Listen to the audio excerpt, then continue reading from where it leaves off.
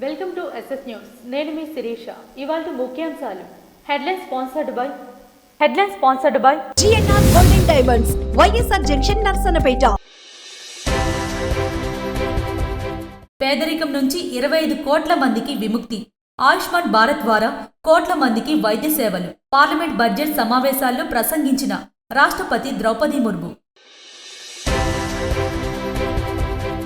Pithapuram railway స్టేషన్ను model స్టేషన్గా అభివృద్ధి. కేంద్ర రైల్వే శాఖ మంత్రి అశ్విని వైష్ణవ్ని కోరిన రాష్ట్ర ఉప ముఖ్యమంత్రి పవన్ కళ్యాణ్.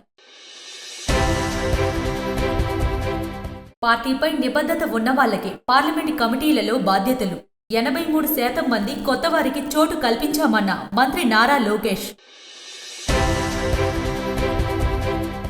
శ్రీకూర్మ క్షేత్రానికి మహద్దశ. 10 కోట్లతో ఆలయ అభివృద్ధికి ప్రణాళిక.